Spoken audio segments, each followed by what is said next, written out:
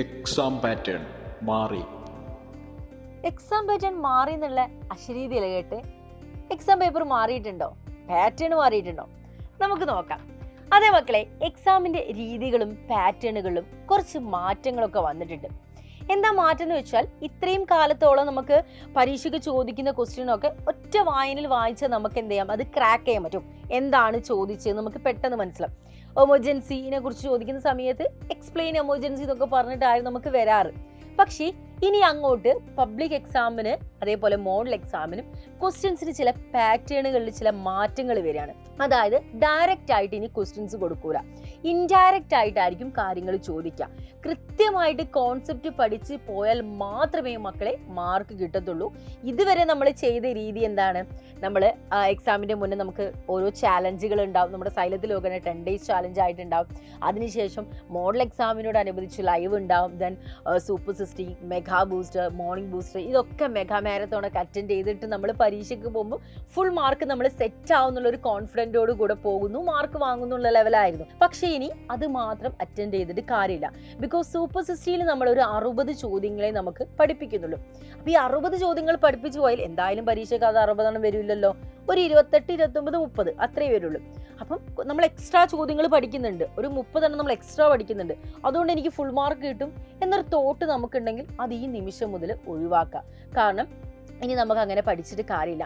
Concept വെച്ചിട്ടായിരിക്കും നമ്മൾ എക്സാമിന് ക്വസ്റ്റ്യൻസ് നമുക്ക് വരാം. അതുകൊണ്ട് ഓരോ കാര്യങ്ങളും കൃത്യമായിട്ട് കോൺസെപ്റ്റ് പഠിച്ചാൽ മാത്രമേ നമുക്കത് അറ്റൻഡ് ചെയ്യാൻ പറ്റുള്ളൂ. അല്ലാതെ ഒരു ചോദ്യം വരുമ്പം ഡയറക്റ്റായിട്ട് ചോദിക്കുന്ന രീതികളൊക്കെ മാറി ഡയറക്റ്റായിട്ട് ചോദിക്കും. എവിടെ? ഒബ്ജക്റ്റീവ് ക്വസ്റ്റ്യൻസ്, 1 mark ക്വസ്റ്റ്യൻസിൽ മാച്ച് ദ ഫോളോവിങ്ങിനൊക്കെ ഡയറക്റ്റ് ആയിട്ട് നമ്മളോട് ചോദിക്കും. പക്ഷേ ഇതിലും നമുക്ക് കുറച്ച് ഇൻഡയറക്റ്റ് ആയിട്ടുള്ള കാര്യങ്ങളൊക്കെ ഇൻക്ലൂഡ് ചെയ്യുന്നുണ്ട്. പാറ്റേൺ മാറി എന്ന് പറയുമ്പോൾ പുറത്തുനിന്നുള്ള കാര്യങ്ങളൊക്കെ ആഡ് ചെയ്യും, നമ്മൾ സിലബസിൽ ഇല്ലാത്തത് കൊണ്ടുവരും എന്നല്ല അർത്ഥമാക്കുന്നത്. സിലബസിന്റെ ഉള്ളിൽ തന്നെ ഒരു ചോദ്യം ഇൻഡയറക്റ്റ് ആയ രീതിയിൽ ചോദിക്കും. ഡയറക്റ്റ് ആയൊന്നും ചോദിക്കാതെ ഇൻഡയറക്റ്റ് ആയ രീതിയിൽ ചോദിക്കും. അപ്പോൾ ഒരു ക്വസ്റ്റ്യൻ വായിച്ച് മനസ്സിലാവണമെങ്കിൽ നമ്മൾ എന്ത് ചെയ്യണം? വീണ്ടും വീണ്ടും വായിച്ചുകൊണ്ടേയിരിക്കണം. അപ്പം കോൺസെപ്റ്റ് അറിഞ്ഞാൽ മാത്രമേ ഷടപടെ നമുക്കത് മനസ്സിലാവുന്നു, എഴുതാൻ പറ്റുകയൊക്കെ ചെയ്യുള്ളൂ. പക്ഷേ കോൺസെപ്റ്റ് അറിയാത്ത കുട്ടിക്ക് അയ്യോ ഇത് എവിടെ നിന്ന് വന്നതാണ്, ഏത് കോൺടെസ്റ്റ് ആണെന്നുള്ളത് മനസ്സിലാവില്ല. ഇപ്പോൾ ഒരു ഉദാഹരണം, നമ്മൾ എമർജൻസി എടുക്കുകയാണ്. അപ്പം എമർജൻസിന്ന് ഡയറക്റ്റ് ചോദിക്കാതെ അതുമായിട്ട് കണക്ട് ചെയ്തിട്ടുള്ള അതിൻ്റെ ആഫ്റ്റർ എഫക്ട്സ് കാര്യങ്ങളൊക്കെ കൊടുത്തിട്ട് നമ്മുടെ ഇന്ദിരാഗാന്ധിനെ കുറിച്ചുള്ള കുറച്ച് ഡിസ്ക്രിപ്ഷനൊക്കെ കൊടുത്ത് ചോദിക്കുന്ന സമയത്ത് ഇത് എമർജൻസി തന്നെയാണോ ഉദ്ദേശിക്കുന്നത്, അല്ലെങ്കിൽ ഇന്ദിരാഗാന്ധി കൊണ്ടുവന്ന വേറെ വല്ല പരിഷ്കാരങ്ങളോ ആണോ, അങ്ങനെ ഒരുപാട് ചോദ്യങ്ങൾ നമ്മളെ മനസ്സിൽ വരും. അപ്പം ഈ ഒരു ക്ലാരിഫിക്കേഷൻ ഈ ഒരു സമയത്ത് നമുക്ക് ഒരുപാട് ഡൗട്ട്സ് ഉണ്ടാവും. സോ ഇവിടെ നമ്മൾ കൃത്യമായിട്ട് നമുക്കൊരു ക്ലാരിഫിക്കേഷൻ കിട്ടണമെങ്കിൽ എന്ത് ചെയ്യണം? കോൺസെപ്റ്റ് പഠിക്കണം. കോൺസെപ്റ്റ് ഒക്കെ അറിഞ്ഞ് പഠിക്കാൻ വേണ്ടിയിട്ടാണ് നമ്മുടെ സൈലത്തിലെ എൻ ഗെയിം സ്റ്റാർട്ട് ചെയ്തിട്ടുള്ളത്. ജനുവരി 1 മക്കളെ സ്റ്റാർട്ട് ചെയ്യുന്നത്. എപ്പോഴും നമ്മൾ പുതിയൊരു വർഷമാകുന്ന സമയത്ത് ഒരുപാട് ന്യൂ ഇയർ റെസൊല്യൂഷൻസും കാര്യങ്ങളും എടുക്കും അല്ലേ.